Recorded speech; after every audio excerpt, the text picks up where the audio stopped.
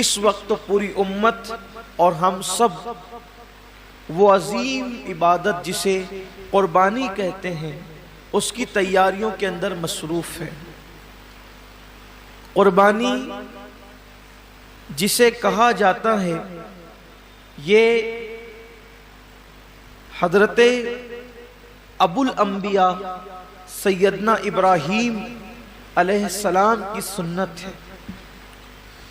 ویسے تو جب سے اللہ تعالیٰ نے حضرت انسان کو پیدا کیا ہے اسی دن سے قربانی کا سلسلہ ہے، اور یہ جو قربانی ہے گویا کہ یہ بندوں کا امتحان ہے، اللہ کی طرف سے بندوں کا امتحان ہے کہ بندہ جان، مال اور اولاد میں ان سے زیادہ پیار کرتا ہے یا مجھ سے زیادہ پیار کرتا ہے۔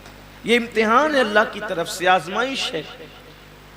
قربانی کے متعلق سوال ہوا جب اللہ کے رسول صلی اللہ علیہ وآلہ وسلم سے کہ یا رسول اللہ صلی اللہ علیہ وآلہ وسلم یہ قربانی کیا ہے؟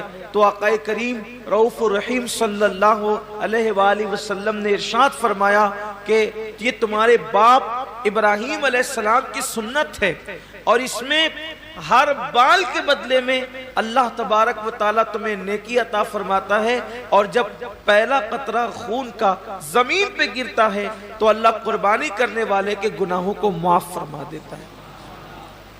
یہ تو آپ سنتے ہیں، بار بار سنتے ہی رہتے ہیں، لیکن جو آیہ کریمہ قربانی کے موقع پہ پڑھی جاتی ہے، جو آیہ کریمہ قربانی کے موقع پڑھی جاتی ہے، اللہ اپنے حبیب سے فرماتے ہیں قل ان صلاتی ونسکی ومحیای ومماتی للہ رب العالمین۔ اے محبوب آپ فرما دیں کہ میری نماز، میری قربانیاں، حتیٰ کہ میرا جینا اور میرا مرنا سب اللہ کے لیے۔ اصل بات یہ آتی ہے اس دور میں کہ قربانی اللہ کے لیے ہونا چاہیے،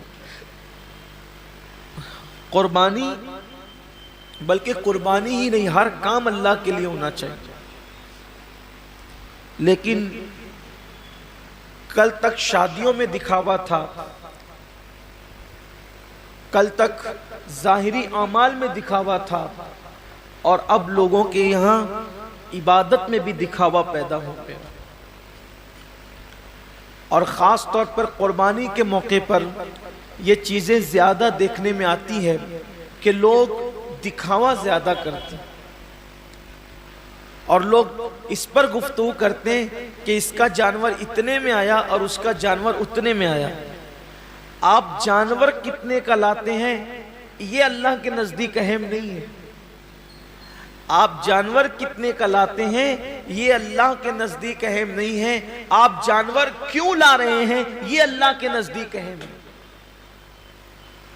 اس لیے کہ حدیث پاک میں آتا ہے کہ قیامت کے دن جب انسان کے اعمال کا دفاتر لے کر فرشتے اللہ کی بارگاہ میں پہنچیں گے تو ان کی نیکیاں بہت ساری ہوگی، اور فرشتے پیش کریں گے اللہ یہ کتنی نیکیاں لے کر کے آیا ہے؟ اللہ فرمائے گا فرشتوں تم نے صرف نیکی لکھی ہے کہ اس نے نیکی کی ہے، تمہاری نظر نیکی پر ہے، میری نظر نیکی کیوں کی ہے اس پر ہے، کیونکہ وہ علیم بذات الصدور ہے، وہ علیم و خبیر ہے۔ اللہ فرماتے ہیں کہ اس نے کیا کیوں ہے، اس پر میری نظر ہے۔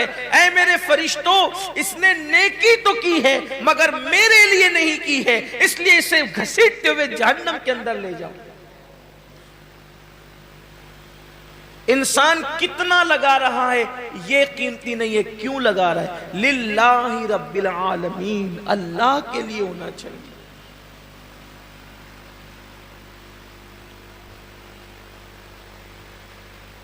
ایک مقام پر قرآن کہتا ہے کہ اللہ کے بارگاہ میں تمہارا خون اور گوشت نہیں پہنچتا قربانی کا۔ سورہ حج میں اللہ کا ارشاد ہے کہ تمہارا گوشت اور خون اللہ تک نہیں پہنچتا، اللہ تک تو تمہاری دلوں کی نیتیں پہنچتی ہیں، تمہارے دلوں کا تقوی پہنچتا ہے۔